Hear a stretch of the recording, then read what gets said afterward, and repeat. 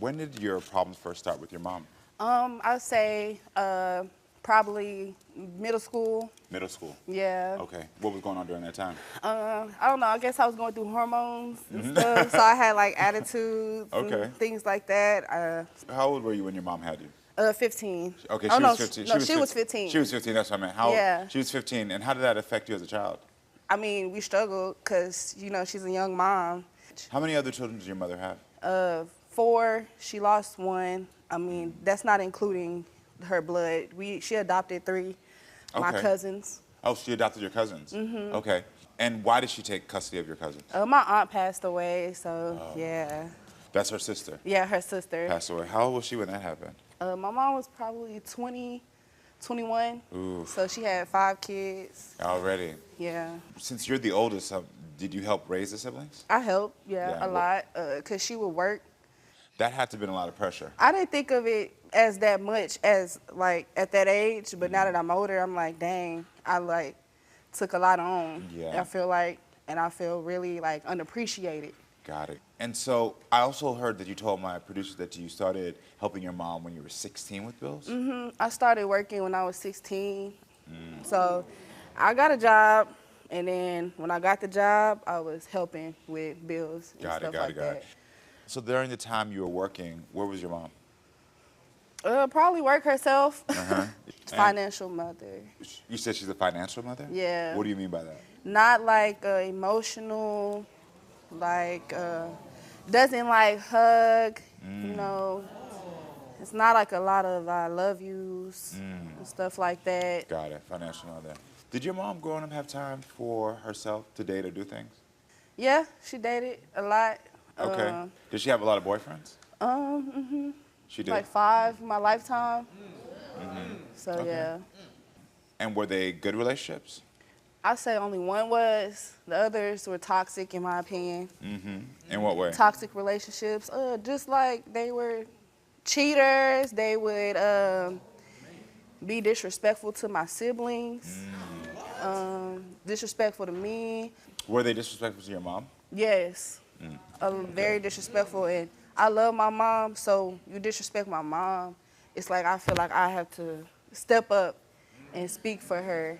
Yeah. And that's probably where I go wrong by like trying to do that. It's not my place. Because you're trying to defend her. I'm trying to defend her, but it's her relationship. And sometimes I be like, I shouldn't be in your business. Does your mom ever call you names or anything like that? Yeah. And what kind of names? Bitch, hoe. I mean, I remember one time I told her I wanted a soft life. We were talking about these toxic relationships. I told her I want a soft life. I want a man that, you know, take care of me. She said, that's a weak ass hoe. Like, weak ass hoe type of stuff. And I'm like, I don't feel like I'm a weak ass hoe for wanting something that I've never, you know, really seen in my life. Yeah, I'm very sorry. You said to our producers that your mom, you think that she's a narcissist. Why do you think that? Cause like, okay, when she does say she loved me, or she like, for example, she apologized for calling me out my name, and then a week later she calls me a bitch again. So I tell her, I'm like, what do you mean? I told her, you just apologized to me for this same thing. Yeah. Why would you turn around and do it again? Does she do this with the other siblings? She does. Yeah. With everybody. What do you want your mom to start doing differently? Have our back. Like, be more respectful when you talk to me, because you always asking me to respect you, and it's like, how you want me to respect you when you call me bitches and hoes? I mean, unless you are a parent, you really don't understand the gravity of part of your heart walking outside of your body. And then when you got multiple children everywhere, you're worried about if they're okay. You know, how people treating them, how are they treating other people, because it's my responsibility how y'all walk around this earth. For her to say that, I mean, yeah, I've definitely cussed at her, and I feel bad about it, but it's out of an anger, traumatized response. Like, I haven't really got help for 90% of the stuff I went through in life. Yeah. And so this is just me trying to do my best with the tools I have, which is not everything that I need, obviously. But for her to say that when she said she wanted a soft life, I was like, it sounds good, but that's, I mean, Who doesn't want a soft life? But the reality of it is it's hard out here. Yeah, I know it's hard, But my response wasn't, you a weak ass. No, it wasn't that. My response was, it sound good. Like, no, you how called you me gonna a walk weak it ass out? hoe. I mean, it's nothing wrong with me wanting to be soft. There's nothing wrong with it. It's And just I not know- reality. Right. I know I got to work for what I want.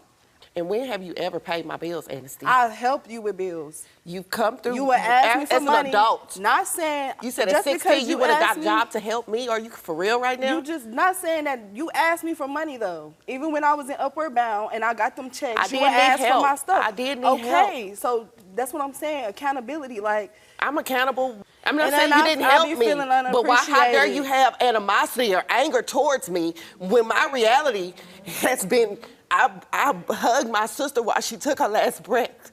I took her children in. I didn't give you less. I just had less. It was less. I'm only one person. I can't give you what I don't have. I'm so sorry about your sister. I know this was years ago.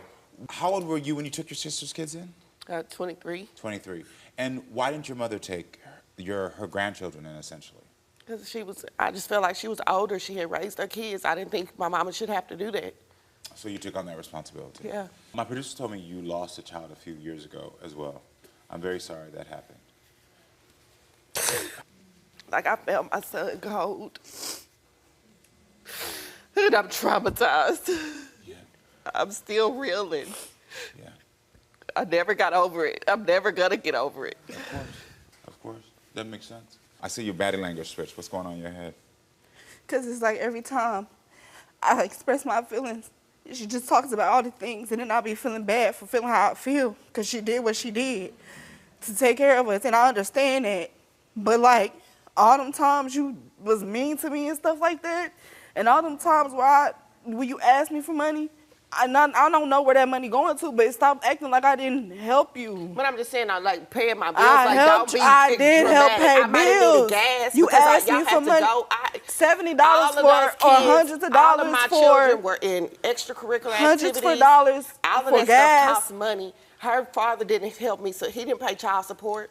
You stop acting like you did that all by yourself. No. though. I had help. I had a father figure help me. These relationships that I was in, they supported and helped me. But the pool of people He's that I still can, helping. he is. But the pool of people that when you have a child, people feel like a single mother, you don't deserve everything. You deserve less. You're less because you're a parent now. Single mothers, it's tough out here. And so the men that were willing to accept me with 5 children is not the same man who was willing to deal with me. I feel like they were men if I looking for didn't have help no children. themselves. Your daughter said a lot of your relationships were toxic. Would you agree with that? Yeah. A lot of people preyed on me and used me. Got it. I didn't see the people for who they really were. I looked past a lot of stuff because I didn't want to be alone. Yeah, you didn't want to be alone. I hear that. You're on crutches right now. Does this have anything to do with one of your relationships? Okay. Just asking. I'm just trying to- But when I'm disrespectful to them, Okay, I understand. And we've been arguing because she went on his social media and said all this stuff. We were trying to reconcile. We hadn't had ain't no reconcile. No. You don't get to decide. No, when he threatened my siblings to shoot my siblings and stuff, hell no.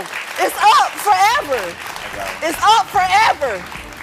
The reason that I started going down this line of questioning is because it's making so much clearer for me. It's making this so much clearer of this mother-daughter dynamic. Earlier, when she asked, there was a specific question of, do you feel as if your mother, that she's being selfish? Do you feel like she didn't give you enough time? And you said yes. And at first I was thinking, is it because of the siblings? Is it because of all of that? But now I realize it's not about that. It came from these men and the toxic relationships you've seen. And so it's caused you to have a pattern where it's like, Mom, you're not giving me the love, you're not acknowledging what I'm feeling, because when you're going through this, I'm going through this as well. Am I hitting it more on the nail? And I understand why. You are a 15-year-old young woman who had to deal with so much. You said something consistently. Life made me hard. The reality is life can't be soft. Real life can never be soft. These are things that came out of your mouth. And it's because since you were 15, you've always felt like life was hard. And when we feel like life is hard, we start to then pick things that are going to make our lives harder. And in your case, it's the men you're choosing. You know that? Yeah. Okay. Okay. Have you ever worked on that? I didn't realize it. Okay. So you're having a little bit of realization right now. And now Instead it makes of- more sense that the anger that she has towards you is that she's your mirror. So when she talks about these things with these men, it just reminds you of the choices you're making, which makes you feel embarrassed. Yeah, it's embarrassing. Got it. Okay. Got it. I understand. Yeah. Yeah. This all makes sense. You love your mom. Mm-hmm. You respect your mother. Yeah. Tell your mother that right now. I love and I respect you. I love you too. And there was not a but there. It was just I love and I respect you, because I do believe that. But I do believe when she tries to start to help you and to show you that you can be better, that it makes you feel embarrassed, and you're, instead of leaning into it, you fight against it. You fight against it, which then makes you say the comments where she feels like you're being mean, where you say the derogatory things, where she feels like she's not getting the love. So I know you love her, but what you have to do is you have to start to accept that when your daughter tells you about the things that anybody else will witness, you can't hate her for the choices you made. She's been there right along the way. So when she's saying, like, acknowledge my feelings, she's trying to tell you that, Mom, every time you experience something, I experience it too. She's been experiencing it with you. Every little thing you felt. Tell your mother, I felt it too. I felt that. I felt all that. Everything.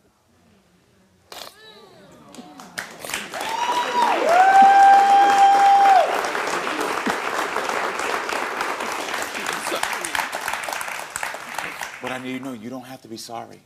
You don't have to be sorry because you don't have the tools. What she's asking is for, and through this whole thing of acknowledgement, is acknowledge that I'm here, that I've always been here. I will always love you. I will always do. And that's why it hurts her when you take away these little things.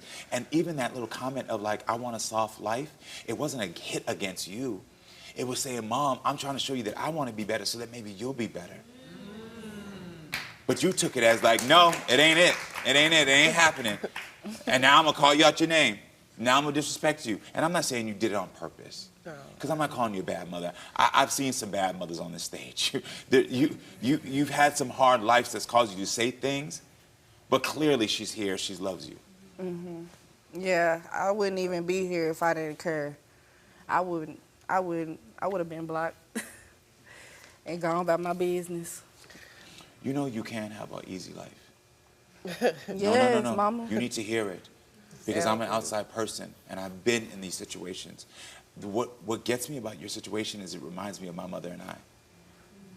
I was the one that constantly telling her, Mom, you can have a better life. You can have an easier life. You don't have to put up with this. You don't have to put up with my father knocking you. You don't have to put up with any of these things. And I don't know exactly what's happening with the men that's been in your life. I'm just telling you from what I've experienced. And your daughter is doing that too. But you have to start to practice to believe you can have it. Like I said, you're attracting the hard life. You're going to continue to attract the men. You're going to continue to attract the situations that are going to make you feel like life has to be hard. Can you just say right now, I want an easy life? I want an easy life.